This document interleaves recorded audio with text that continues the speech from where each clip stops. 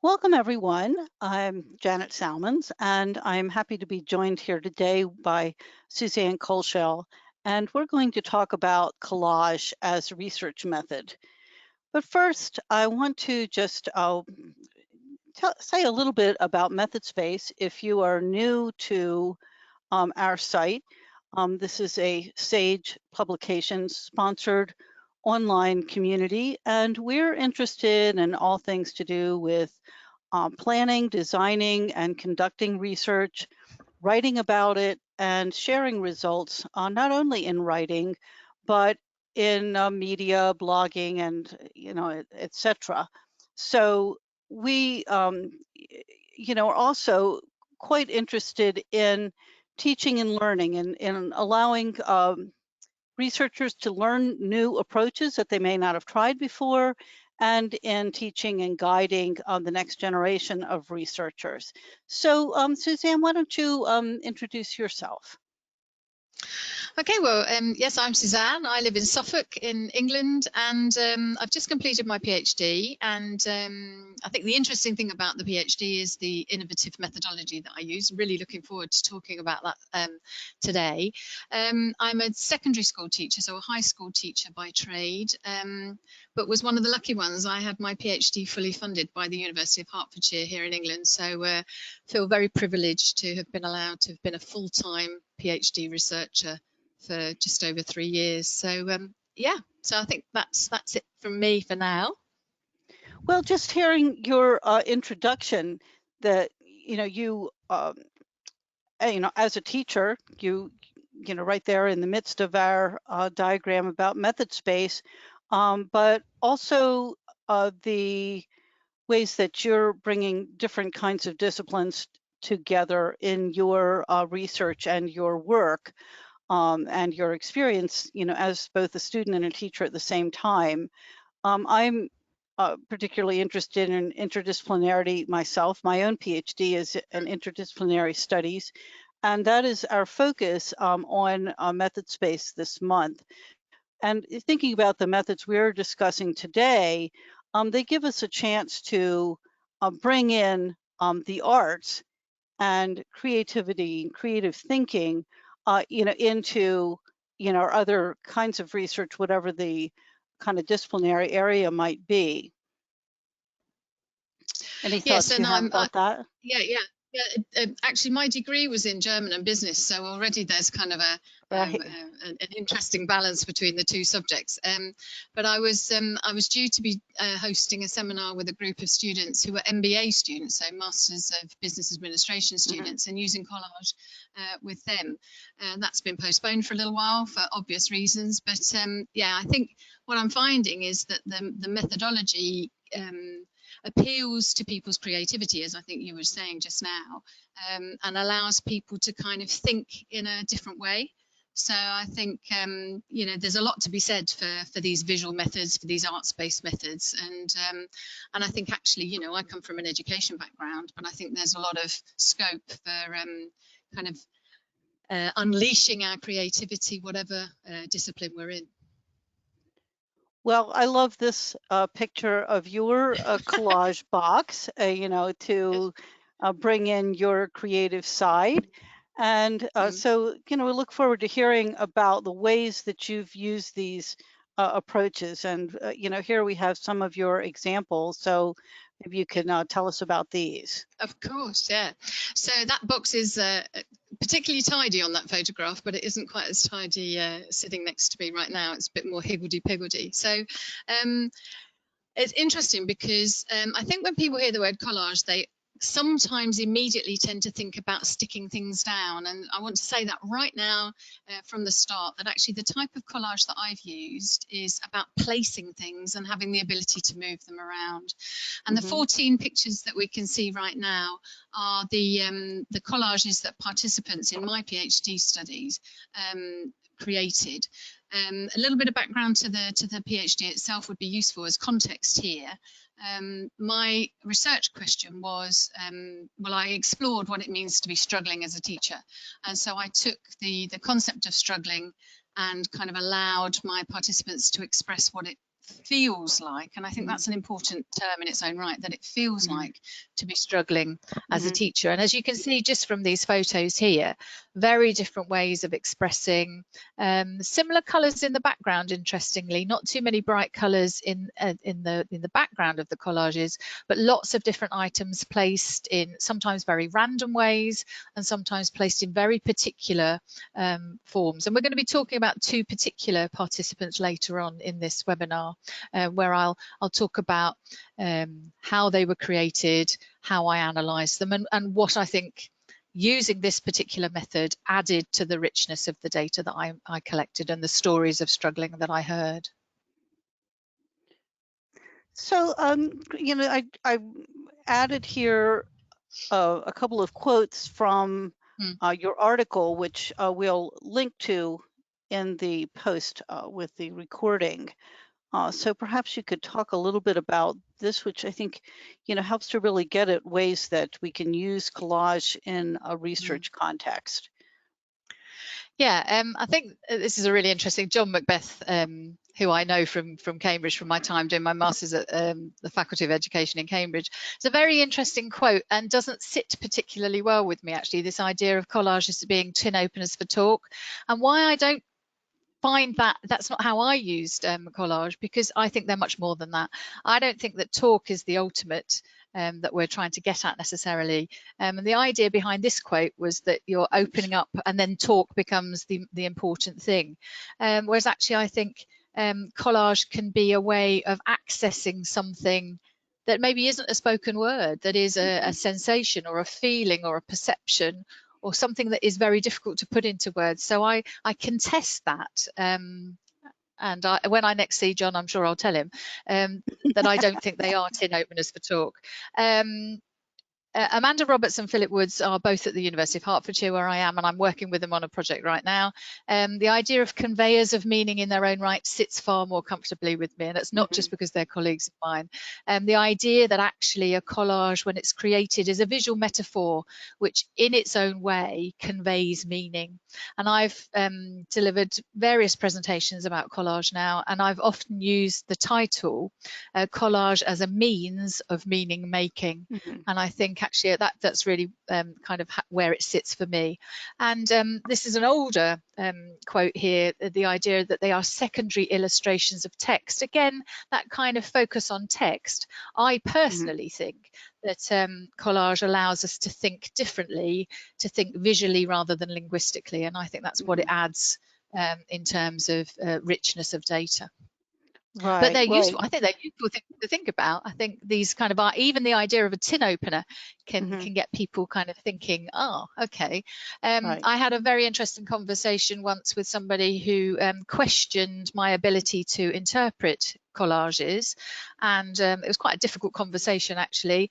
And she said, who are you to interpret these pictures? And I kind of bristled a little bit, but actually she saw them as catalysts for conversation. That's another phrase that gets used quite a lot, and almost in a way you can look at them and then dispose of them. I feel very strongly that they are of equal weight actually. So the stories, the verbal data that I generated through interviews are of equal weight as the visual data generated through the collages, and they're complementary rather than supplementary.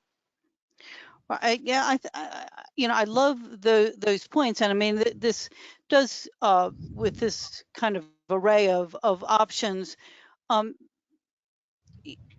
provide different opportunities and different kinds of studies. And some you may want to use it as a way to just open up a conversation as an elicitation technique, but in others where the things that you're trying to access are complex and perhaps sensitive, painful issues that getting at them visually gives us another way to provide maybe some comfort, or as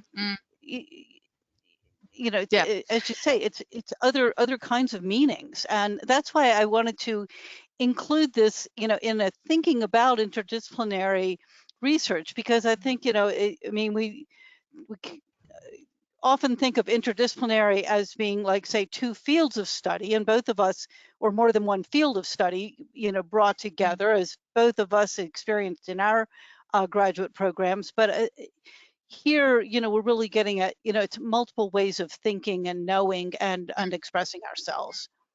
Yeah, absolutely. So then, we have this, other quote that I drew from your article that I really liked about the deep reflective engagement with personal experience. Yeah. I mean, I guess, the research question, what I was asking, what I really wanted to find out was, what does struggling feel like and mean to you, the individual participant? And so I met with my participants one-to-one in their homes. It wasn't appropriate for me to take my collage box and ruck up to their school and say, hello, I'm here to see Mrs. So-and-so. I felt very strongly that it had to be almost like an intimate meeting with that person. Yeah, I mean, if I'd had a different research question, I would have used a different method. I feel very strongly, it's horses for courses, isn't it? A collective method might not have allowed people to have gone as deeply as they did. I mean, it was interesting. You just said collage can be another way of accessing meaning and accessing feelings. It was quite emotional for a lot of people. I often say now, collage does funny things to people, and ethically, there's a tension there, isn't there? Are we, by using methods like this that people are initially uncomfortable and unfamiliar with, are we actually collecting data that we would not otherwise have collected? And there is an ethical consideration, a really serious ethical, consideration to be made. And I did offer signposting towards a particular charity that can support teachers who maybe felt that they wanted to talk further about any issues that came up in the interviews, because I felt a duty of care to them. And but interestingly, I think for most, it was cathartic. It was a way to have time to stop and think in a different kind of way, and to really engage, as I say in this quote, in a deep, reflective way about something really quite personal. Right. So, we talk with interview research about deep listening. And so here, it seems like you're going beyond deep listening to almost like deep appreciation for, because it's a more holistic way of expression. So it's not only your words. I mean, with interviews where we're seeing the participant, we get nonverbal signals, but this is I think, even richer than that. Yeah, I mean, there is an argument that we're going back to the tin openers or the catalyst for conversation point. You could say that these collages were then talked about, and they were. The participants did talk about them in order to kind of unpack what they had expressed. And I think another thing that doesn't come across in a two-dimensional photograph that we were showing a minute ago is the process behind the creation of the collage. I think the actual, and I noted that as people either moved things or placed them in somewhere and then thought, no, I'm going to place them somewhere else. That was part of the conversation that we had afterwards about what was the process while you were creating this collage that made you want to move things or choose different items. And I think that's the freedom and flexibility of this particular form of collage, is that you can move things as your thinking develops, whereas the whole idea of sticking things down just didn't sit well with me for this particular research question. Right. I was asked by a couple of participants, where's the glue? And I just flipped that back and said, why would you want glue? And they said, oh, yeah, I guess that means I'd be sticking something down and making it permanent. And that felt really uncomfortable, the idea of struggling, because that's what I was looking at, struggling as a permanent condition. There will be times when people do stick things down in collage. That's fine, but it's not the form of collage that I used. So really almost like a mobile collage, Yeah. flexible. Yeah. Yeah. So And I took this slide that we have up here also from your article. I thought it was very interesting because it seems to me that one of the questions, people might raise about this method is, well, then, okay, I could see that it would be interesting as a process to do collage with people, but then what do you do with it? And I think this gives a number of options for thinking about that.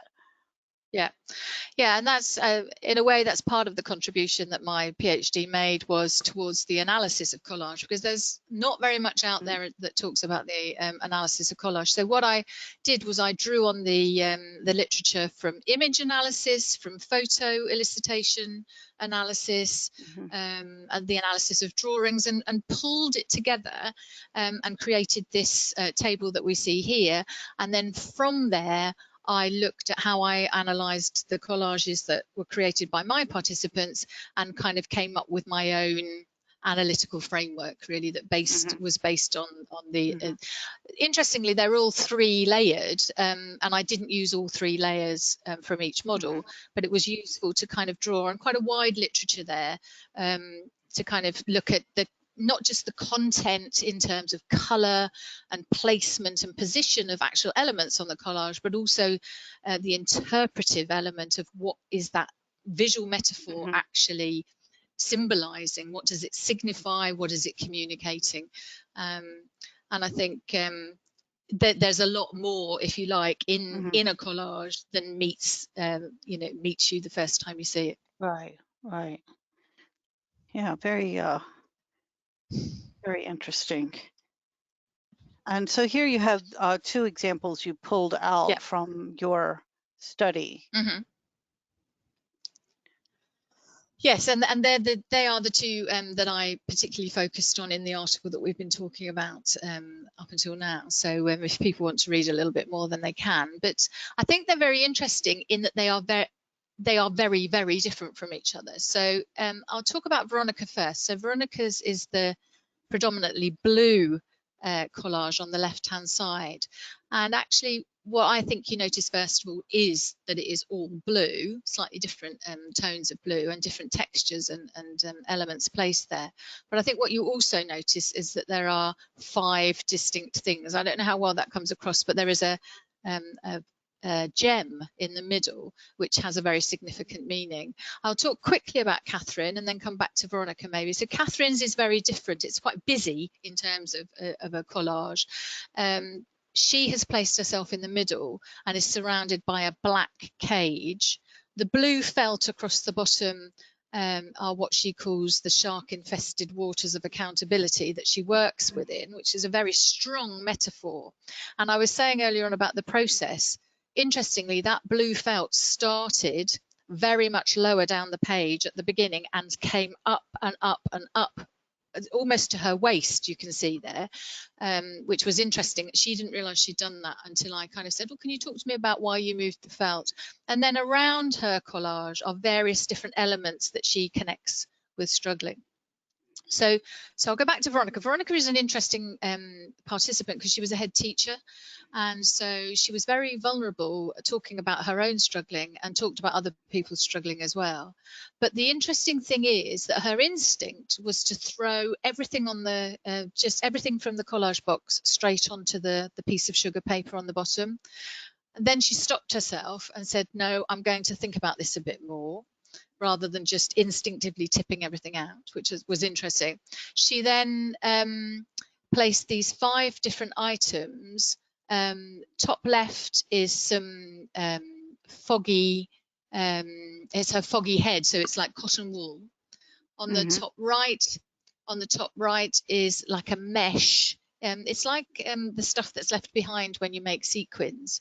And she said that's about, she called that picking holes in herself. On the bottom left, she created some pipe cleaners. She used some pipe cleaners to create some knots, which are the knots in her stomach. And on the bottom right are 3 pieces of paper that actually were 1 piece of paper that she tore apart. And she said that that symbolises feeling torn. But the gem in the middle that connects it, I think, that connects all of those things together is a teardrop. And she said she cries a lot.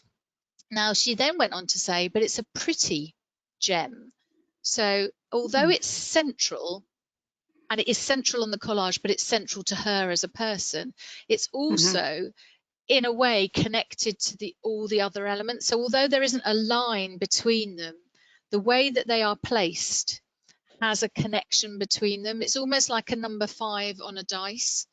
So you can almost see there are 5 elements and they all connect via the gem in the middle, which is the teardrop. So there's a lot coming out there in terms of the dimensions of struggling as experienced by this particular head teacher. Well, I like I mean, just looking at these as somebody coming, say totally from the outside and not meeting the people you have with Catherine's. I mean, in a way, it's almost more literal. I mean, anyone looking at this could immediately get something, out of it in terms of the sense of this person in the middle who is, perceiving, these, boundaries and barriers and the time crunch and everything.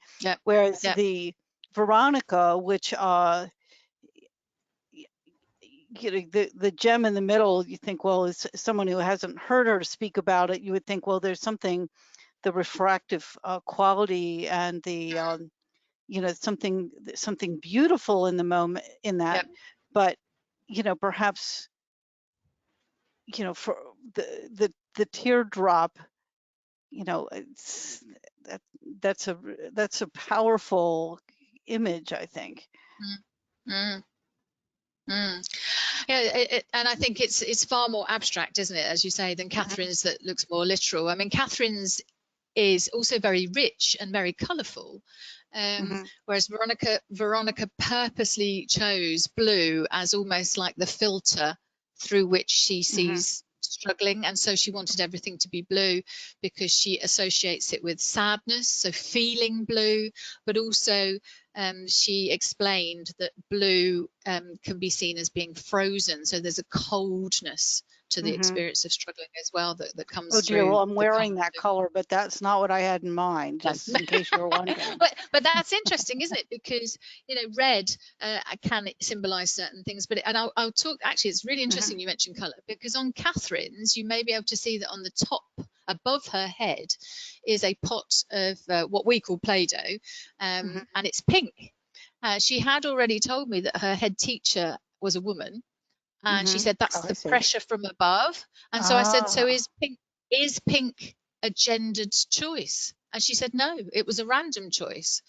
So actually there's a danger, isn't there, that we overinterpret. So I could have gone in massive overinterpretation mode there and said, oh well, that's the pressure from above from a woman head teacher. It is pressure from above and it is from leaders, but her leader actually is a man. So there is a tipping point almost between over-interpreting. But what I think is interesting, she did use colour particularly effectively, I think, Catherine, because on the bottom right, that's the red cross. And so that's kind of symbolises support and help when you are in danger. But crucially, she made a big point of saying it's too far away for her to reach. So there is support there. But she felt the distance, so the placement of that red cross down in the right-hand corner meant that it was too far away for her. And the feather, which is yellow, but she made a big point of telling me she would have liked it to have been white, but there weren't any. And she associates white feathers. She talked about the First World War, and about failure, and about how white feathers symbolize failure. And so there's a huge amount coming through just that one placement of a feather there that kind of symbolizes failure as a teacher. The clock on the bottom left-hand corner is the pressure of time. Above that, the pink, it doesn't matter that it's pink, it's piles of pointless paperwork. And then the twine, the string, is a hamster wheel. So that's how she symbolized kind of feeling like this churning, going around and around and around and not really getting anywhere and using up lots of energy. Interestingly, the cage that she's put around herself is made of straws, so drinking straws. There were colourful straws, but she did choose the black ones. And I think that is significant that she chose to symbolize the cage around her as a dark color rather than as you know, bright colors. So I mean, the role of color, you have to be careful, but I think there is some significance in the blue of Veronica's and in some of the colors in Catherine's. So I think they're interesting examples because they are so incredibly different. And yeah, I get very excited talking about this, as you can tell. The thing that comes through for me is that, you know, while I'm certainly a fan of interview research, and a lot of times where interview research is the appropriate thing, that here, you know, you're able to get this holistic view that, you know, answering a sequence of questions, you might have been able to get answers that would have, you know, added up to what's being shown here, but to be able to get, you know, here's, you know, especially with that topic of struggling, you know, here are all the things, you know, that fit in together, and you know, so very interesting way. And I think what's interesting with Veronica focuses very much on what it feels like, so foggy head and feeling torn and knots in the stomach. Whereas I think with Catherine's, there's almost like an externalizing the elements around her, so time, paperwork, pressure from above, there is support but you can't reach it. It's a very different perspective on the experience of struggling, I think, which was quite challenging when it came to kind of, you know, analysing them across the collages, but you know, but interesting, very interesting in terms of the dimensions of the experience. So what kinds of research questions do you think lend themselves to this kind of an approach? Yeah, I think I mean, my question was, what does it feel like? So I think if we want to know people's feelings, thoughts, perspectives on something, I think it's, you know, it is a good method to use. I used it recently at the University of West London, where I was working with a group of second-year undergraduate students, and they were using collage to express their learning journey in higher education so far. And the question we asked was, how have you experienced your learning journey so far? So that question didn't presuppose a good or bad experience. It was just an opening up to allow people to express themselves in this kind of way. So I think the stimulus question is really important. And I think, you know, if I'd wanted to know how many teachers had been on capability procedure because they were struggling, you know, this would not have been the method to use. I think it's very much, it's quite a brave method to use. One, as a researcher, it's quite a brave method to use, but for participants, it's also quite unfamiliar and can feel quite uncomfortable. But I think feelings, perceptions, thoughts, experiences, journeys, I think comes across. There's a really interesting, a colleague of mine is using what she calls rivers of experience, which I think she's drawing on Pope and Denicolo. So the idea of a river of experience as a visual method. And I think collage particularly allows you to kind of think in a visual way and to kind of have something almost reflected back to you on paper in 2 or 3 dimensional form. Yeah, so I mean, it's not right for every research question. Right. Obviously not.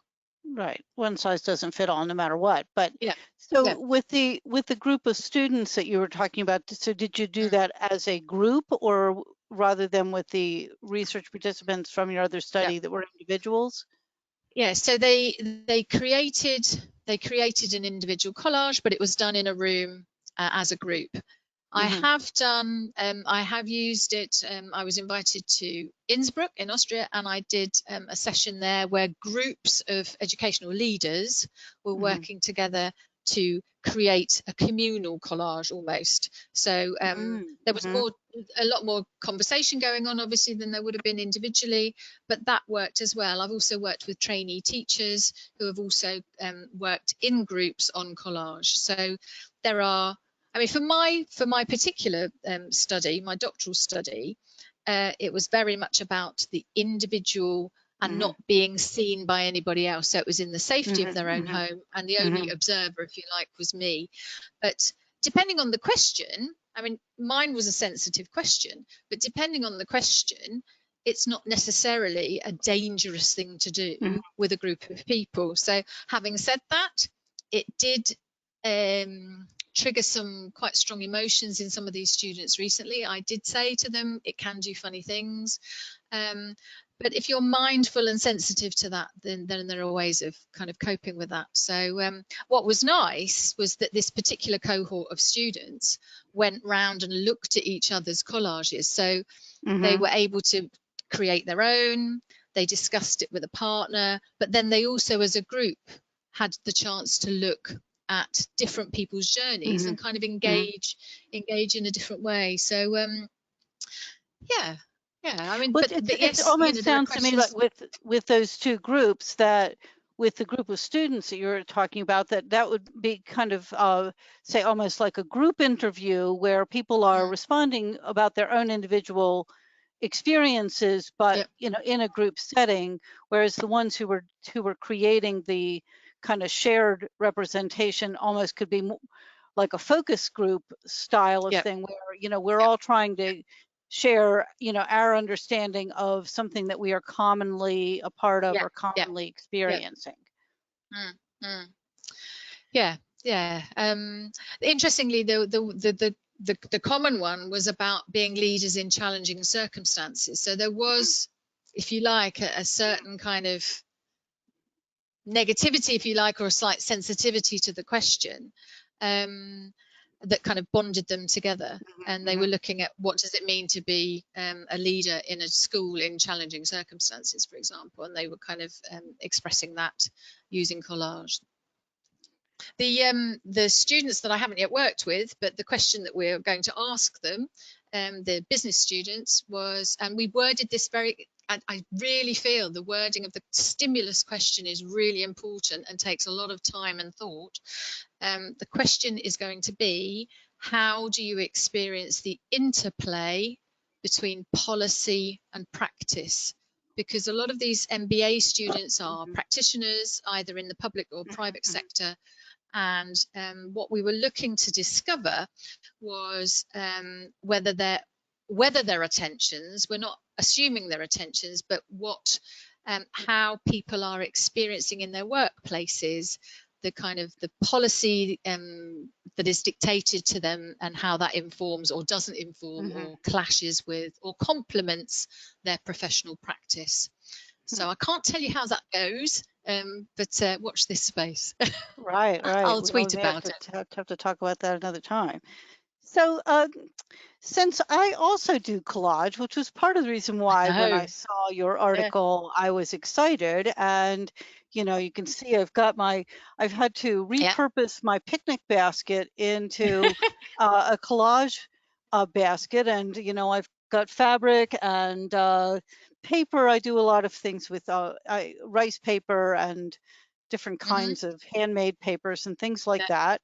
And, you know, the reason I wanted to just, you know, include my own thoughts here is that, you know, kind of taking from another angle, you know, not only that of sort of the data collection side that we've been talking about, but also for self-care for you as a researcher. One of the nice things about collage is that, you know, there's kind of a low barrier to entry. You don't necessarily need to be able to paint or draw or, you know, be a fine artist in order to do it. You know, anyone can, you know, think about ways to, you know, kind of pull different pieces together. And I do paste mine down, but I thought your mobile idea was quite interesting.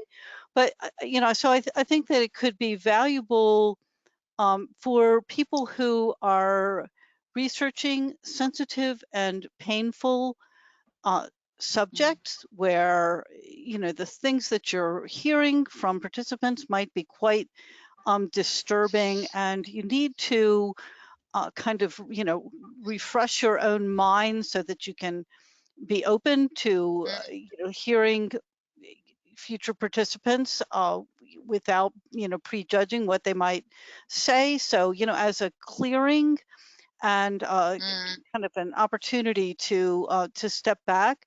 And, for myself, as a kind of more focus on academic writing, just I find that, when I kind of step away from my computer, and this is something that I'm often recommended to my doctoral students who, hit a kind of dry point in their imagination about, how to proceed with their work, that I just find if I, step back, step away from the computer and do something that, thoroughly engages my mind in being immersed in color and form and, um,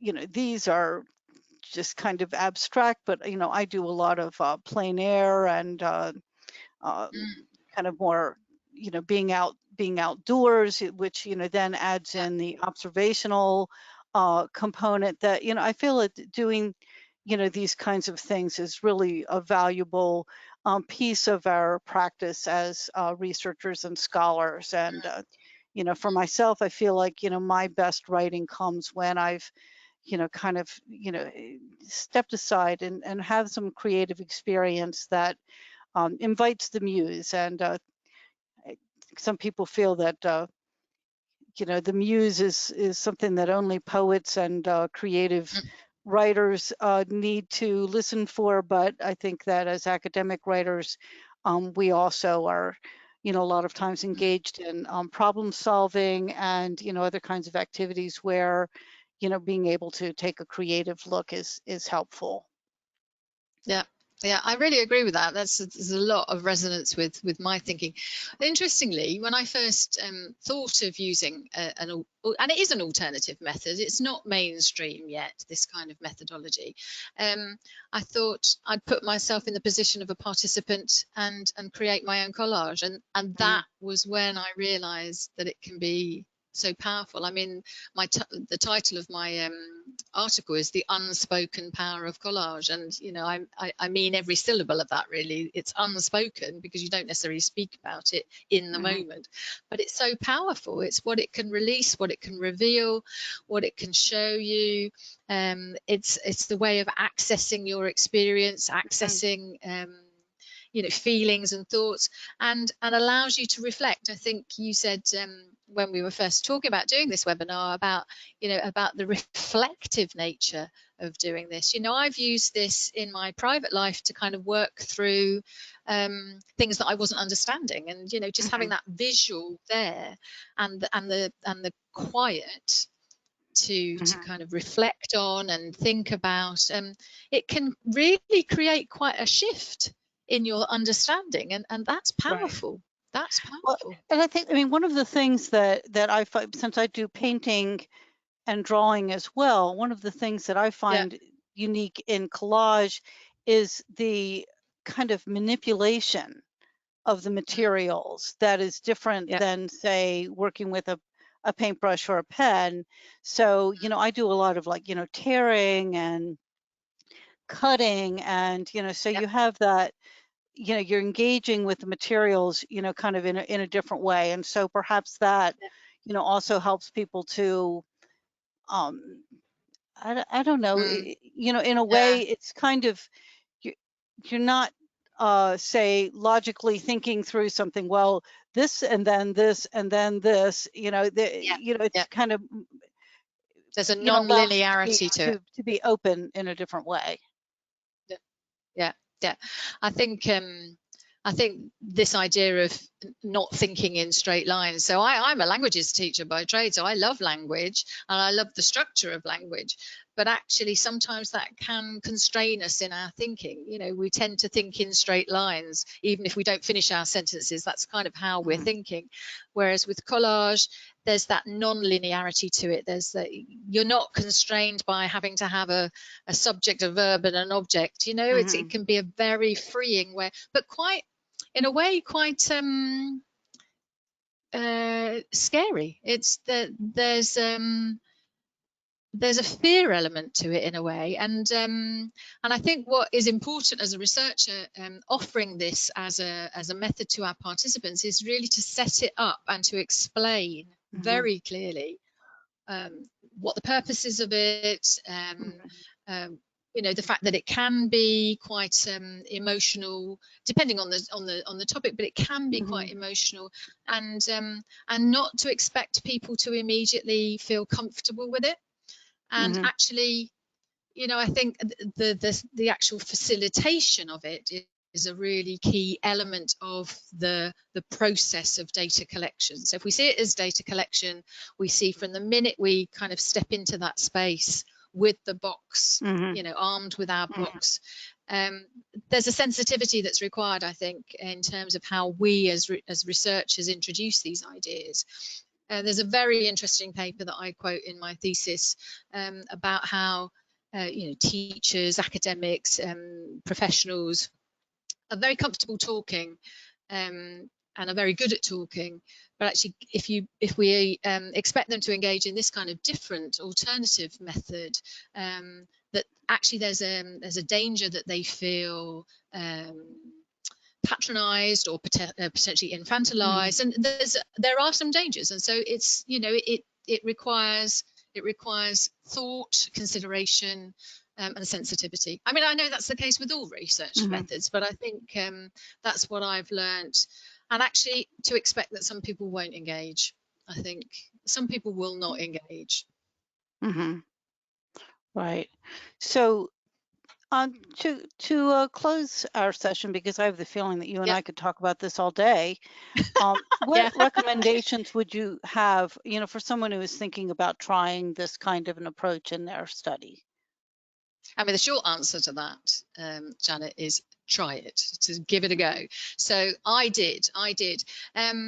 But actually what I did, and I really would recommend this, is I set up a camera to observe myself doing it, so that it was, if I felt a slight pressure, but I also felt I was taking it more seriously by doing it that way. So I had my collage box, had a video on a video camera on a tripod, and recorded myself doing it because I wanted to feel what it felt like to be a participant. And actually, giving it a go it can be quite a fun thing to do. So you could just ask yourself a question about, let me think, I don't know if I can think of something offhand, but you could ask yourself a question about your research question, or why you're doing the particular project that you're doing, and then to look at using different textures and different materials. So I've got, I mean, we haven't seen my box today, but there was a photograph of it earlier on, but there are things with different textures and different materials, and just really to let those run through your hands and to feel, why would I use this pipe cleaner rather than this drinking straw?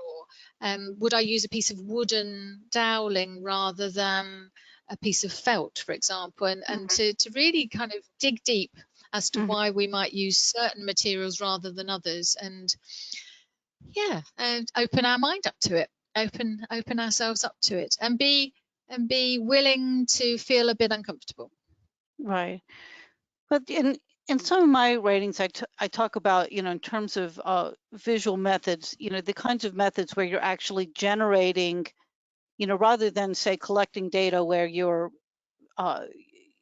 you know, either, you know, pulling from, you know, existing writings, analyzing existing materials, or asking someone questions, you know, even with visual elicitation techniques, the difference between then actually generating something within the research experience. And, you know, there is a you know, a sense of unknown, you know, to go into something like that. So, you know, I would say, you know, for one recommendation to think about, you know, not only, you know, what your questions are, and as you've mentioned several times, you know, what the sort of prompts or questions you're using to get the thing going, but also what the parameters are, so that, you know, you can, you know, create a safe space and that people know what is expected of them.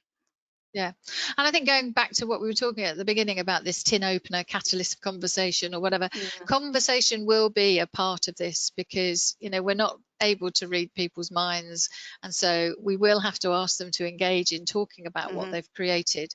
And so to see Collage not as a standalone, it's not a standalone. Collage for me was an integral part of my research interviews, which were loosely structured. I called them loosely structured. They weren't even semi-structured. So they were loosely structured interviews.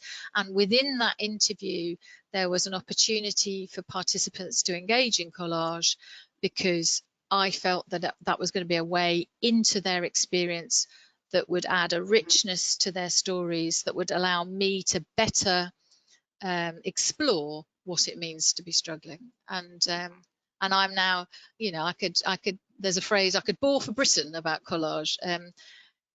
I'm a real advocate now of collage as a method that can add to the richness of data that we're collecting. Well, thank you for taking the time to talk with me about your work, and hope that viewers will come and visit us at MethodSpace.com to find out more about exciting and interesting research methods and the really intrepid researchers who are trying them out.